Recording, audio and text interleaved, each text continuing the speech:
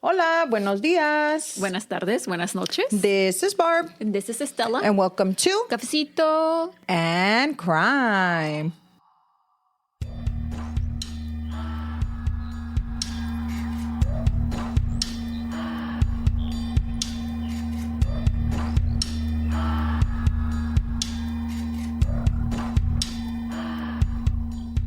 Hello, everyone. I hope everyone's Wow. Having a wonderful day, better than me because I'm happing a day, apparently. Happing, whatever that means. How are you, Cisterna? I am good. How are you? I could be better. Why? I almost burned my house down. No, you didn't. Let me elaborate. Okay. So I am working on mom. So it's mom season here in Texas. I know not everybody does mums. So it's homecoming season. My daughter is the first time she's in Homecoming week. Homecoming week. Wait, when is it? No. Homecoming week is not. Wait, I'm not finished yet. No, but when is it? No, it's en octubre. Oh, okay. El 17 de octubre. So anyway, so I've been working on the mum. And so I love all of that. Yeah, You know, I do all the crafts. I can do it myself. So I've been working on it for about a week already. Y lo hago poquito a poco, you know, because I want to take my time. No Yeah, you don't want to rush in the end. So then I hadn't been working on it because I needed to do some work on the crick cut. And estaba guardada la crick cut. So then I was like, de aquí que la saco, medio hueva. Pero today, I don't know where, I got a little bit of energy. You're like, let's do it. And I was like, yeah, let's do it. So saqué la crick cut y todo, pues, y ya empecé a cortar. Pero para esto, for lunch, me había comido, I had Chick-fil-A. So I had left el plastiquito del Chick-fil-A fork. Okay, y so lo aventé because limpié mi desk y puse la computer donde I was going to use for the cricket, ¿verdad? Y luego I was working on some stuff for my daughter on her planner. So then I got everything done y lo puse todo encima, pero yo no me di cuenta que lo había puesto encima del mug warmer. Yeah. Pues ahí estoy. Where Pero does how that heavy smell? was it? Because usually it was the planner. It was a planner. Okay, so it managed to push it down. Yeah.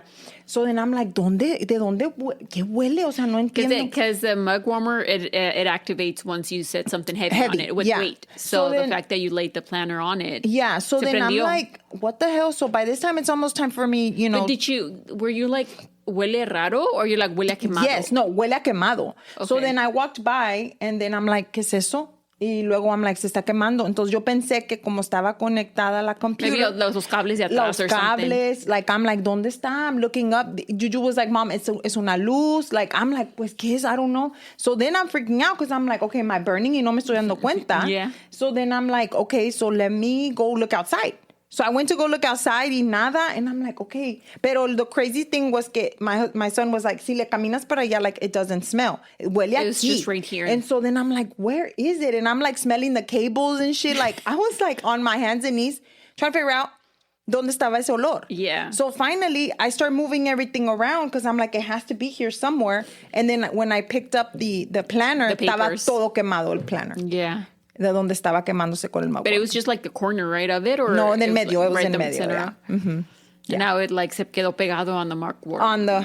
So ya está pegado on the mug You're probably warmer. just going to have to unplug it and like scrub it or something. Yeah, I'll probably just do that. I mean, I'm pretty sure it'll come off. I'm not... Yeah, but don't use it like that because lo va a oler. Va a oler otra vez. Yeah. So no, I'm not doing that. Pero that's what happened to me today. One of many things. I mean, I could keep going. You know I have. It's okay. No, I think that's enough. You know, we got it. Okay. Let me think of something that happened to me today. No, nothing. No, that's it. Besides that, my cat was almost eating dishwasher pots. The discs para limpiarlo. La dishwasher. Cleaner. Pots. Y she was eating them. Because she was trying to. She was trying to porque she thought que eran treats. And I'm like, you have treats in your puzzle. So stop fucking. Get to it. Stop. And I just told Barbie, you should just let her eat them. No, because then I won't have any fucking dishwasher discs. I need those. I need those. But anyway, so I hope everyone, like I said, is having a good day. Today, we will be going to Knoxville, Tennessee. Okay. Para el Tennessee vamos. Okay. So if you would like to come with us to Knoxville, Tennessee, go ahead and grab your cafecitos. Let's get going. Fun, random, interesting fact of Knoxville. I was kind of excited about looking this up because, I don't know, I've always wanted to go to Tennessee. Mm-hmm. That's always been like, I want to go eat barbecue. Their barbecue is really But you want to go to different. Nashville or you want to go to Tennessee? No, I just want to go to Tennessee. Okay. I mean, it doesn't matter where. So, fun, random, interesting fact number one is that Dolly Parton grew up near Sevier County, which is an area that is very, very close to Knoxville. Okay. So the area has been, the area around it and by Dolly has influenced bluegrass country and Appalachian folk music. Okay. Okay. This is another one that I thought that was funny. The city was once called the underwear capital of the world. Underwear? Why? Because people wear underwear too much? No, because it was booming in textile industry. Oh, okay. And it in was the 20th century. So and it hacían was calzones. son calzones. Yeah. I was about to say, do people just buy a lot of underwear there? Probably. I mean, I hope so. Pónganse los calzones. Si quieren. Another one is that parts of the show Jackass, MTV show Jackass, which I don't know if people are old enough to know about Jackass. I would hope so. But I hope so. But anyway, it was filmed in Knoxville since some of the cast members were from there. Is that why Johnny Knoxville has that's his last name? Because it was in Knoxville? Yeah. I don't think that's his name. I think that's his actual nombre artístico. Yeah. I don't think that's his And then real the name. last thing that I was like, whoa, this is crazy. The first Mountain Dew was originally formulated in Knoxville in the 1940s as a mixer for their whiskey. Interesting. That was cool. I like that one. I thought that was interesting too. Yeah. So today we're going to be talking an unsolved case. Okay. I'm sorry. It's been a while. It's been a while. And this is a pretty well-known case. I think I've seen a lot of people talk about it and that kind of thing, but I don't know. I just thought it was interesting how our mind can fuck with us and we can, do some things sometimes that we didn't even realize we were doing. So on July 11th of 1996 in Knoxville at around 7 a.m., there was a report of a body that was found in a parking lot of a hotel that was under construction. Okay. The body was not in very good state. It was heavily beaten and it was surrounded by items that looked like they might belong to the victim. Okay. There was about $4,000 of U.S. money, currency, but also Canadian and German currency, as well as a bag of gold bars. Oh, goddamn. And jewelry. Yeah. And the keys to a car. The person was half clothed. His shirt estaba toda como rasgada. And the money was scattered around him. Nada más estaba como tirado. Thrown on the floor. Now, his shirt and his pants were kind of a little bit in an awkward situation because his pants were pulled off casi como hasta la thigh, but not all the way off. So todos los traía puestos, but they were inside out. So somebody might have tried to put them back on him. That's what it seems like. Yeah, it seems like. His shoes were off. One of them was used, uno de sus sneakers estaba como atrás de su cabeza, como using it to hold up his head. Oh, shit. Okay. And then the other one was just thrown. Somewhere. When searching his items, there was also a lot of personal items que estaban tirados, como, like Kleenexes and todo esto, like things that you travel with. And also a passport and a driver's license. Not the passport. The passport. So the passport and the driver's license. Yeah. His name was Robert Dennis Blair Adams. And he was actually not from the area. He was from Surrey, British Columbia, Canada.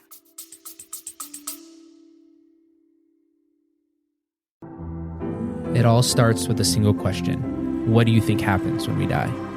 Every week, an anonymous caller shares their story. Some callers speak with certainty about heaven, reincarnation, or energy that never fades. Others admit they don't know.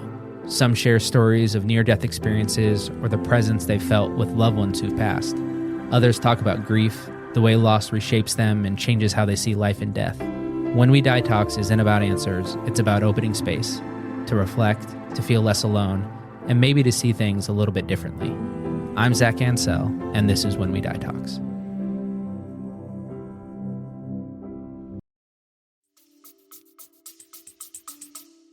Oh, goddamn.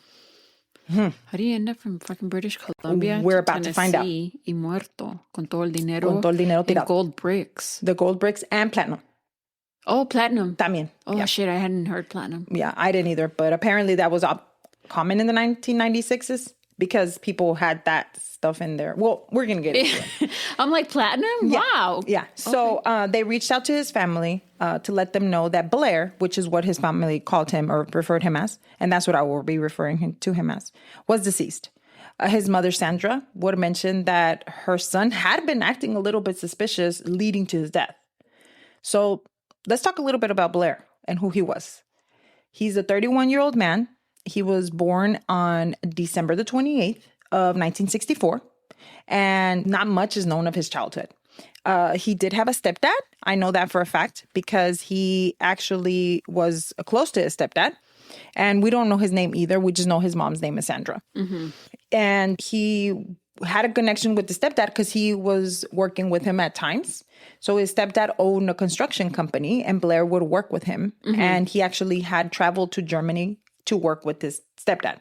So they traveled together, and he went to work. While in Germany, he did make a girlfriend. And he did make a girlfriend? Yeah, he made a girlfriend. Se hizo de una novia. He got a girlfriend, you mean? Pues se hizo una novia, o sea, he made a girlfriend. Oh, okay. I was like, he made one, like a blow up one or something. I thought that's what you meant. No, why would they make a blow up? I don't know. You're like, he made a girlfriend. I was like, you mean he got a girlfriend? He got a girlfriend, and she described him as being kind and friendly. But other people that worked with him, they're in the plant, or not in the plant, in the construction site. They see on something totally different. They would say he wasn't a good person and that it was hard to get along with him. Okay. He did make a few friends though, so I don't know if that was really true. You know. Yeah. He was back in Canada now in the summer of 1996, and this is when Blair started to act a little strange. When his mom asked him, "Hey, are you good?" He said that he wasn't sure that he should tell her what was going on at the time. What? Other people close to him also said that he wasn't acting himself. On July 5th is when he withdrew all of his savings account, all the money that he had in his savings account, and emptied his safe deposit box. And that is why I'm telling you that he had those items. Those items, yeah. Mm-hmm. So at this point, he made his way directly to the Canadian-American border. When there, they did turn him away. Now, why did they turn him away? Was because when they asked him, "Do you have a criminal background?" He said no. And actually, Blair did have a criminal background. Mm-hmm. And they check and shit. Yeah. He said that he didn't, and they were like, "You're lying." So the thing is, back when he was younger, he did struggle with alcohol and drugs, and he did pick up some charges while he was doing drugs and stuff like that, and alcohol. And he was doing a lot better. Now he was going to AA meetings, and he was trying to turn his life around. Things started to look up when he was back in Canada and he was living with his mom. He became a construction foreman to a nearby company. Yeah. Okay. And he was still dating his girlfriend in Germany. So they were just long distance. Yeah, just long distance. And he was sober. Like I said, he was going to AA and that kind of thing. He was trying. He was trying, yeah. Now, things started to go downhill, like I said, in the summer of 96, because they noticed that he stopped going to the AA meetings. And he started making mistakes at work. Okay. Mistakes like he would leave and not close up everything. And he would leave just... Nada más se iba. Or like, no. That wasn't, I mean, if you're a foreman, like, tú tienes que cuidar, right? Well, sí, like, porque they're leaving a lot of like tools and stuff like that. Yeah. Tools. Not only that, but he did quit his job. And now there's reports saying that he quit his job and then he told them that he was going to be back for his paycheck, pero nunca regresó. Tampoco. Yeah. So he didn't go back for the paycheck. And then también you said that his mom asked him, like, "Hey, are you good? Are you okay?" Yeah. Y que le dijo, I don't know if I should tell you. I should tell you. Yeah. Around the same time, he also told some of his friends that people from Germany were spreading rumors about him and that he thought that someone from Germany was coming over to Canada to kill him. Oh, shit. So his mood would be kind of weird porque de repente estaba bien y luego de repente se enojaba and then he would be like really like introverted y luego de repente he was good. Like he was just kind of going back and forth. And then he also told his friends that he was struggling to sleep. And if there's something out there that messes you up, is not sleeping. Mm-hmm. So he did not speak to many people about what was going on. I think he did tell his girlfriend and his friend in Germany that some of the coworkers that were from Germany were now in Canada. So I guess that they were following him. So it was for like I don't know if you're going to tell us, but was it for a fact that they were there, No. or he thought? He thought. Okay. Yeah. Now, no one could tell what was going on with Blair. So they kind of didn't know if something was bothering him or if he needed help because no sabían qué onda No con decía, no lo explicaba bien todo, ¿verdad? No, como Yeah. que he would give them bits and pieces, and they knew that he wasn't himself. Right. Pero they didn't know to what extent. Exactly. So on July the 5th, he did tell his mom that something was bothering him that day. He then drove to his uncle's house that was 4 hours away. Now, his uncle was not home. So why did he go over there? Did he know? They don't know. Like, he just drove over there and then he wasn't home and then he drove back. Oh, shit. That's like you driving to Dallas to go see Vanessa. You're like, oh, no está. I'm going to go back. I mean, but you could call or tell somebody that you're coming. I mean, I know it's 96, but we had phones back then, girl. Oh, see, landlines. And, yeah. And so then now there's a time that lapses between July the 5th to July 7th. And they don't know exactly what he did for around 2 days. Time. No. So on July 7th, he went to take the ferry that was near Courtney, which is Canada, to get into Seattle, Washington. Okay. In his 1986 Chevy Chevette. Okay. So he was stopped at the border and they checked him out once again. And when they saw that he had all this cash and gold and stuff. Yeah. I think like, you're only bringing, you're only allowed to bring in like no more than $10,000, right? Or something like that. I'm not sure. But bro, you have like gold bars. Yeah, I mean, your safe deposit box, like you just are going to travel with all that shit that's in there. Yeah. And, So they asked him, what is all of this? And he said, this is all mine. So then now they're thinking, well, you're trying to smuggle drugs or what are you doing? So they denied his entry y lo regresaron. Okay. Back home. Back home to Canada. He went back home and around that time, he did go visit some of his friends que vivían cerca de ahí del border. And he did mention to one of them that he was in a hurry to get to the U.S. because someone in Canada wanted to kill him. Right? So now he just went back all the way home, all the way back to his mom's. And his mom is like, he seemed so scared and anxious. He was like pacing back and forth. Like, she's like, I didn't know what was wrong with him. Yeah, y tampoco no le decía, right? Yeah, I mean, he's a 31-year-old man. Like, ¿qué es lo que puedes preguntarle? O sea, así te dicen, con que te diga una vez, I got it, or don't say, that's it. I can't tell you. Like, you can't really do much about it. You're not a kid anymore, right? No. So Blair packed his bags, and then he went from there to a travel agency. Mm-hmm. At the travel agency, he bought a round-trip ticket to Frankfurt, Germany. So here's the issue, not an issue, but the crazy thing about this is that the ticket cost him $1,700. Okay. So you're thinking he's going to go see his girlfriend or, ya se va or whatever. Or he'll come back because like you said, he bought round trip. But his girlfriend goes on the record saying que ella no sabía que he was coming. And she wasn't even and she had no idea. So, I mean, he's just, based on you're saying que he's just driving to places hoping to get out. Or hoping that person, como con su tío, he drove out to see his tío, no le dijo. It just so happened que cuando llegó él no estaba. No estaba, yeah. So now he's doing the same thing con la novia. Is that what's happening? I don't know, to be honest. So then, and I feel like this case it leaves you with more questions than does answers. Yeah. And that's so frustrating. So then after that, Blair said later, the travel agency reports that he asked for a refund for his money over the ticket. What? And then he said that the person that he was going to see was sick and that he wasn't able to travel. So he's like, give me my money back. Yeah. I mean, there's no, there's nothing that says that he did get his money back or not. No, but he asked for a refund. He asked for a refund. And he stated that as a reason. Yeah. So, pero if your girlfriend didn't even know that you were going, so who were you going to go see? So on July 9th, so this pasan unos días, he was caught again trying to enter the U.S. But this time, it was at a Pacific border crossing between Surrey and Blaine, Washington. Now, he was not in the red Chevette this time. He was on foot, right? Mm-hmm. The reason he was stopped, so they stopped him and they said, you cannot come in, is because he fit the description of a man that stole a blue car near the area where Blair was walking. Right? Oh, shit. So a friend of Blair like later on, said that he had seen Blair driving a blue car. Not to say that it was the same car, but it was blue.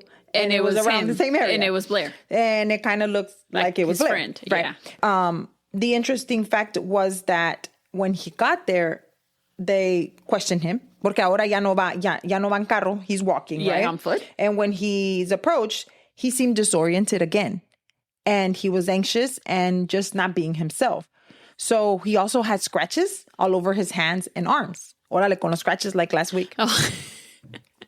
And when they asked him about the car theft, he said that he had no idea that it wasn't him. Y que, whatever. Of course, the police was kind of like, bruh, this doesn't sound right. But with no evidence, they couldn't take him because the car wasn't there or whatever. And they denied him again entry to the U.S. and they sent himself back home. Later the same day, he was at the Vancouver airport and he parked the red Chevette. And at that point, he rents a Nissan Altima. Okay. He used that car and he drove into Washington State. This time, he made it through the border. And straight to Seattle. He leaves the Nissan parked at the airport. In Seattle. And then got on the plane and he went from Seattle to Washington, D.C. Okay. There, he purchased a ticket. Now, the purchase of the ticket was kind of odd. So this story was on Unsolved Mysteries. So a lot of the stuff that I talk about was from information that they had compiled. So the ticket that he bought, detectives were kind of weird about it because he bought a one-way ticket this time. It wasn't a round trip. So it was just one-way ticket from Seattle to Washington. D.C. To D.C., yeah. Yeah, okay. So then it wasn't that the fact that that it was a one-way ticket that was weird. It was the fact that if he would have wanted to come back, his one-way ticket was $700. In 96, that's a lot of money. It's a lot of money now. And a round-trip ticket was only $400. So they're like, why wouldn't you just do if that? You're coming back, and right? if you wanted to stay, just don't take the flight back home, and it still would have been less money. But I mean, I guess Blair at this point wasn't thinking exactly. That's what I'm trying to go properly. At. He wasn't thinking properly. At this point, July the 10th comes around, and he arrived at Washington D.C. and he picked up another rental. And this time it was a 1996 Toyota Camry in white. Oh, del año. From the car rental place. Mm-hmm. So this was approximately 6:35 a.m. cuando llegó, and he started to drive south. Okay. And he drove for 500 miles all the way down to Knoxville, Tennessee. Okay. 5:30 hits p.m. And he's now in Knoxville. And he pulls into a gas station. So this gas station is on Strawberry Plains Pike, así se llama el area, or así la calle, I'm guessing, or como la carretera. And he goes into a gas station. While in the gas station, he goes up to the clerk and he tells the clerk, hey, my car is outside, but it's not working. Okay. So then the clerk is like, well, I really can't do much, but I can call the Interstate Repair Service, like the AA. Yeah. Whatever. AAA, AAA. It's 3 A's, huh? Yeah, AAA. Okay. And the man, then a man by the name of Gerald Sapp. Gerald. I don't know why I cannot say Gerald. Gerald? I say Gerald instead of Gerald. I don't know why I always do that. So y'all might hear me say Gerald. Gerald said that he could quickly know that something was wrong with him. And he told Unsolved Mysteries again that when he went up to him and he told him, well, this is going on, no prende el carro, whatever, Gerald was like, I already knew exactly what was wrong with it. And so Blair was trying to use the key of the Nissan Altima que había regresado o que había dejado en el otro aeropuerto. In the Seattle airport. En Seattle, So se llevó la llave. Okay. So then, con esa Nissan llave, he wanted to open the Camry. Right. But the Camry is not That's not Nissan. The same. Right. So, ¿dónde estaba ahora? I mean, obviously he drove there driving the Camry. Hold on. Okay. So then Gerald le dice, well, look in your pockets. Yeah. Like, look around. Like, did you drop it somewhere? Let's go back inside to the gas station. A lo mejor se te cayó, whatever. And because I'm pretty sure the key has to be somewhere. But Blair refused to look in his pockets. What? He said, no, I'm not going to look in my pockets because this is the key. Bruh. Así se le metió eso en la cabeza al Y señor. no lo podían sacar de ahí. So Gerald said that he told him, and I quote, if you drove this thing up here, you gotta have another key in your pocket, end quote. And Blair said, nope, I'm not gonna look. And he told Gerald that he had the right key in his hand. No. Pero le está diciendo el guy. Gerald. Just, bro, just put your But hand in you your drove, pero dude, like. Acababa de llegar. Acababa de llegar. That's Like what I'm saying. You, man, Blair, you just got here. You drove up to this gas station. In this car. Got off and said, I don't know, maybe he got off and then tried to go back in and it wasn't working. So then he went back into the gas station y le dijo al clerk, I don't know. my car's not working. Mm-hmm. Yeah. So. But what do you do then? Do you call the police? No. Well, Gerald said, well, it's getting kind of late. I gotta go. And I mean, the clerk probably has to go too. And you don't want to check your pockets. You don't want to check your pockets. So then he told them, well, let's go ahead and I will take you to a nearby hotel. So Gerald got the car towed. Okay. To a nearby like lot. Yeah. So he drove Gerald and to a Fairfield Inn. Blair, excuse me. Gerald drove Blair to a Fairfield. Oh, wow. Gerald drove Blair to a Fairfield Inn that was not too far from the gas station. Okay.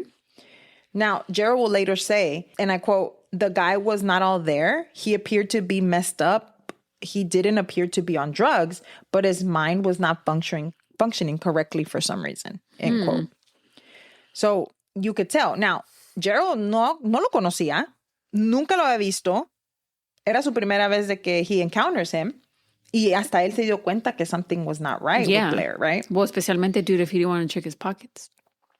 I mean, he said, yo no me voy a checar. This is the key. This is the key. And aquí dice Nissan y yo traigo un Camry, digo un Toyota, because pero usually I don't care. La key. This is it. Because usually the key will have like the, ¿cómo se llama? Pero pues como él no estaba bien, me imagino, I don't know.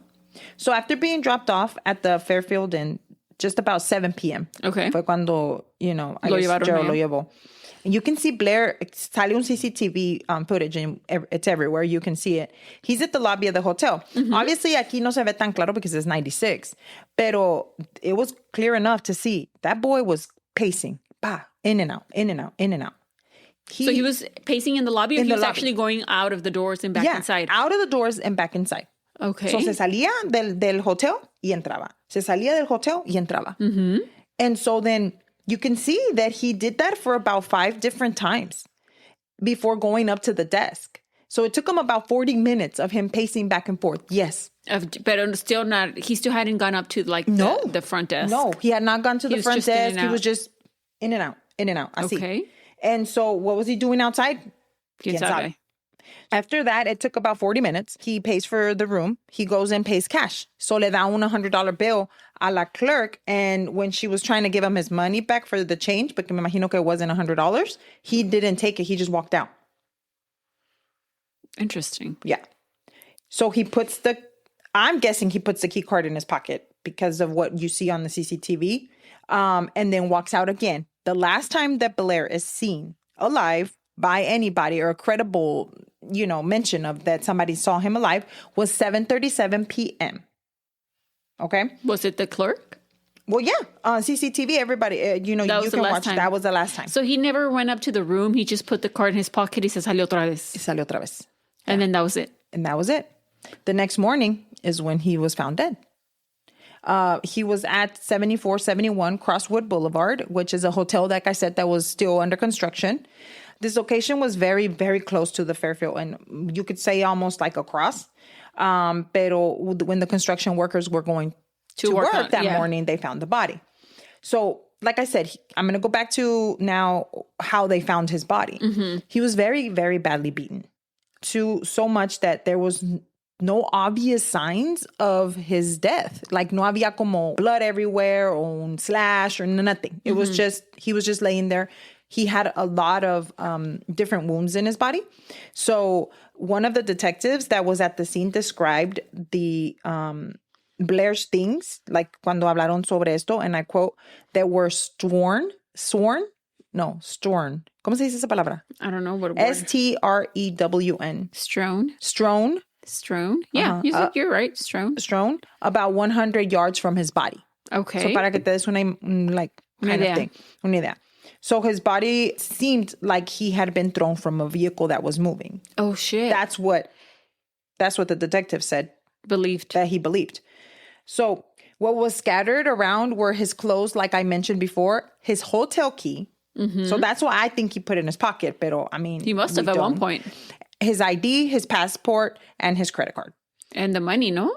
And the money. En los blocks. So also found were the car keys, including the Toyota Camry keys that were in his pocket.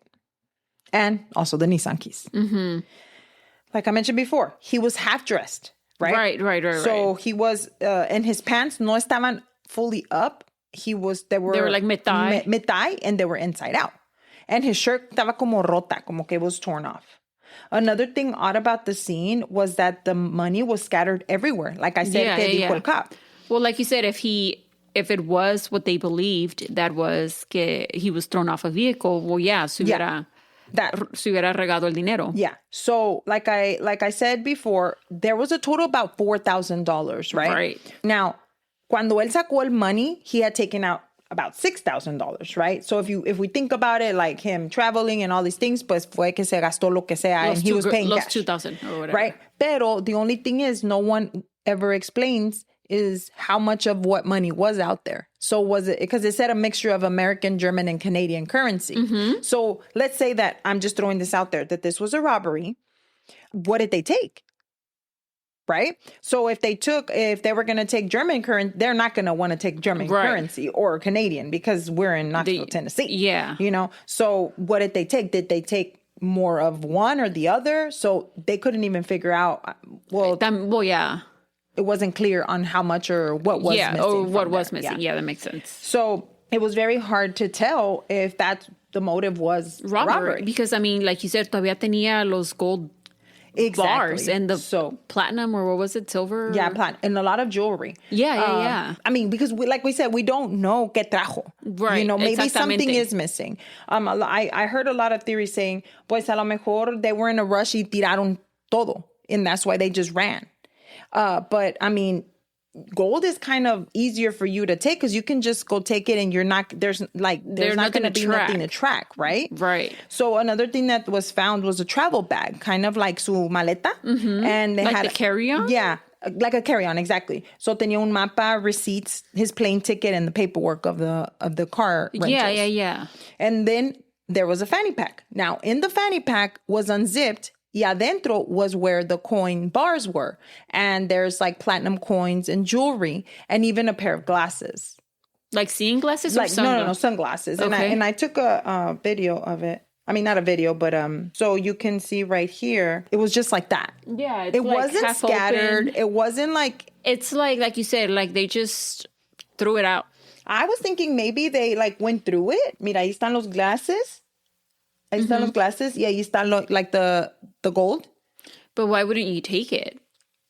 I mean... If you're going to rob somebody. I mean, again, this is what we're trying to figure out. If it was a robbery, right? If it was a robbery. So the rest of the items that were in that bag were totaled about $2,000. I mean, they could have just taken the whole bag if you think maybe about that it. Wasn't the motive. Exactly. Everything was left there, and the detectives were trying to... They're saying it wasn't. Detectives are saying it's not a robbery. No. They're saying no. Yeah. There's no way. They had so many things they could have taken and they didn't. Yeah. So they went back and they started asking questions and that kind of thing. And they did find, a man, a security guard, que estaba nearby in a building. Que he said that around 3:20 that morning, he heard a woman screaming. Okay. Now, adding a woman into this now sounds like, okay, so was somebody screaming to help, or was that even Blair, excuse me. That was screaming.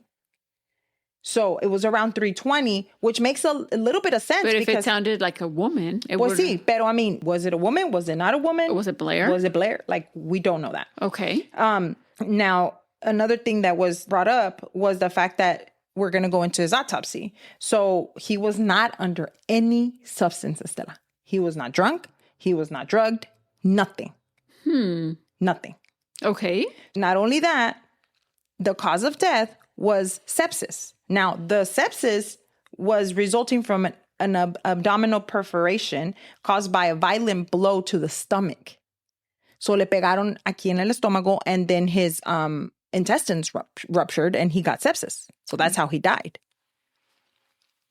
Okay, pero how long does it take for sepsis to kill you? Oh, it's not. I mean, Can it be like 24 hours? Yeah, it could be. Depending on how bad it is. Yeah. So this is around the same time. But did this happen that day, or did he get beat? Because I know sepsis can make you act weird. So I wonder if he had sepsis can make you act weird. If you have a very, very bad UTI, you can act weird. You can go into sepsis. Yeah. Uh-huh. So was he did he get hit before, and then that's why he started acting weird back home? And then, because you said everything started, like the 5th maybe? Empezó todo como un poquito raro. Mm-hmm. So that would have been 6 days? 6 days, so a week, yeah. So that's essentially what killed him. But people, like the investigators, they were saying that he had gotten kicked. Okay. But everybody that I've read or that I saw, they were like, there's no way that somebody could get kicked that hard. Like people have been kicked by other things, maybe like horses and that kind of thing. Y no se mueren. Like something, there's no way. Okay. So, I mean, unless it was with something really hard, like a bat or like a chair like an instrument. Mm-hmm.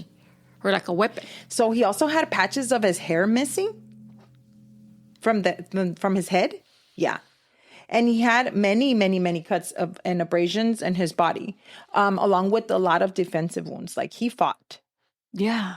And he also had a blow to the forehead that it looked like what the actual autopsy said that it was made with the blunt object. Mm-hmm. So kind of like como una axe de esos que levantan los carros, or like one of those big old, ¿cómo se le llaman? I can't think of it. Like those jacks? Jacks, yeah. A jack or something big like that, thick. Like metal, and, like heavy. Yeah, and he was hit in the head. Ew. Yeah. So there what happened to this man? There was also some pavement burn marks on his hands. Like he was dragged? Like he was dragged. Or maybe that could have fit with him, según pues, if he was thrown out of a vehicle. Yeah. But I'm about to send you somewhere else, because when you hear this, you're going to be like, what the fuck? There was evidence of possible sexual assault. What? Mm-hmm. But there was no confirming DNA. So remind me, I don't know if you said, ¿a qué horas salió el del hotel that he just walked out? 7:37. And then that man said that he heard somebody screaming around 3:30. 3:20, yeah, 3:20 a.m. And so that's what the police says around the time that they think that he was. And then at what time did the workers? 7:30-ish. 7. Well, let's say 12. What did in 12 hours? What happened to this man? I don't know. There was also in his stomach contents did have lettuce, meat, and shrimp in his stomach. So comió antes before.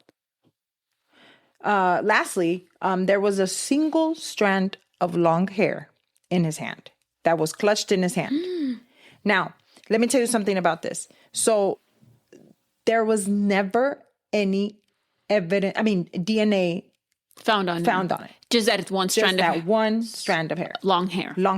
That wasn't his, obviously. That was not his. They did check it, and they checked it against Gerald too, just to make sure. Porque uno nunca sabe. Yeah. Y no, Gerald no era tampoco. So that single strand of hair, that's all they have. That's all they have. So they were able to get good DNA off of this back in 96, pero they still haven't found anybody that matches the DNA. Or nothing to test it against. Mm-mm. Like, who can you test this against? So I'm going to go into some theories, because this is practically what happened to Blair. We don't know. Yeah.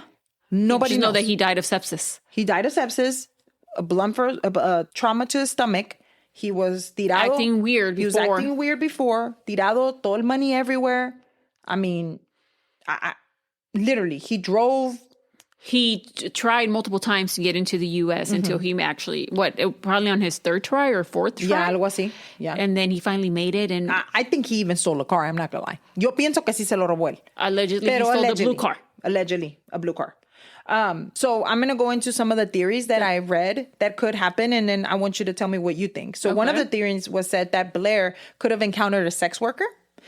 Since there was a truck stop near there donde estaba él. El hotel. And it was known for sex trafficking or sex work. And maybe after he got the sex worker, since there was some penetration, not obviously, but there was some penetration, and then something went wrong and the sex worker just tried to rob him since como que miraron que no estaba bien or something like that. But again, if we don't know what was missing, because a lot of stuff wasn't taken. Exactly. We don't know what was missing. And it could have been that, I heard a theory that maybe a pimp was close by. Y que le ayudó. That's what I was going to say, because to rob him? If he had, what did you say, what kind of burns? Cement burns? Yeah, cement como del floor. De la carretera. De la carretera, yeah. So. That was one theory. Okay. With the road rash and the items everywhere, it could have been that they weren't, but for sure, there's two sides. For sure, people are saying that he was in a car. I mean, it had to be in a car. There's no way that for him to land the way he landed, and his things too. Yeah, and then did they hit him with the car and cause that stomach? I think it would have been more evidence if he was hit by a car. Like it would have been more. They would have been able to tell. Yeah. So it said that. I mean, since he was screaming at 3:20, like was that him? We don't know. Yeah. Now, could he have been in a car and then he could have gotten sexually assaulted or going to get sexually assaulted and he tried to get away? How did he get in a car? Like, did he hitch a ride? Did he hitch a ride? Since he didn't know how to turn on. I mean, he didn't have a car at this point, remember? He was walking. Because the key was in his pocket and he said it wasn't. But even though you said the construction site of this hotel wasn't far from the Fairfield Inn. No. I mean, was he just hanging around the area for so, I mean, he might have just crossed paths with someone dangerous and they killed him by chance. Or was he having another one is his mental health crisis. Was he having a crisis and he had a psychotic break and then he was vulnerable and people just took advantage of him? Yeah. Or was he a part of like an actual organization? Like, was he a crime person or, I mean, people saying that he could have been targeted to murder and, but that the fact that he was saying that they were trying to kill him, but then his valuables weren't taken. Yeah. So like, I mean, were they just trying to kill him to eliminate him? But eliminate him for what? I don't know. To be honest, like I said, this is just one of those that you have more questions than actual answers. I don't think we have any answers. At all. So besides the fact that he died of sepsis. That's it. After many years' attempts and investigations, detectives were never able to determine why Blair went to Tennessee. What was in Tennessee for Blair? Or what was even in the U.S. for Blair? Because But even then, because he flew into D.C. But then why not fly from Seattle to Tennessee? Exactly. The investigators told Unsolved Mysteries, again, and I quote, that there was no logical explanation for anything that Blair did. No. Since before he died. So there was no motive, no reason why he left Canada. I mean, that we can tell, that anybody could tell. And why was he even at a construction site in Tennessee? Like, what was he? Was it just happened that he was there at this point? And like you said, like he was met with foul play. Yeah. At one point, the investigator said that there was never one viable tip about what happened. Yeah. To Blair. Nothing. In 2017, Sandra, Sumam, Blair's mother, revealed something that she had never revealed to the police. So she actually called in to an interview and spoke to Knoxville News Sentinel on a telephone interview, como te dije. And she told the reporters, that the reason that her son had left Canada was to go to the Summer Olympics. And they were going to be held in Atlanta to begin on July the 19th of 1996. Okay. After she said that to the reporter, she just kind of turned herself off and then she hung up the phone. But I mean, that's not like super mysterious information that you wouldn't have been able to let them know about in 1996. Yeah. So after that, then that was her only one and last interview. And people just don't understand why she would have kept that from the police if that was the thing. So police never were able to corroborate that he was on his way to Olympics because there was no like pamphlets or like tickets or anything like that. I mean, or nothing that he was wearing that would have, because it was like Atlanta, bitch, it's gonna be fucking hot. Yeah, and you know, in July, it's fucking hot. So, and there was no other reason like for them to think that yes, he was on his way to the Olympics. Again, why not fly? At least if you don't want to fly into Atlanta, just fly somewhere in Georgia and then just drive to Atlanta if that was the case, you know? Yeah, and not only that, but the Olympics start July the 19th. Yeah. But why would you leave your job and then bring all of your belongings with you? That's true. Like, why? And not even pick up your check. That's true. He was acting weird, you know, as a foreman, dejando todo abierto, nada más se iba, like, so, wouldn't put anything away. Fortunately, Blair's mom, Sandra, did pass away in 2020 without finding out whatever happened to her son. So I saw somewhere, I don't know if it was in a video or in something, but a lot of the reports were saying that he had like a double life and that he was gay and that he was seeing his lover in Tennessee, in Knoxville. So a lot of the people were saying, well, maybe Sandra was trying to kind of help out the situation. Cover it up. Maybe.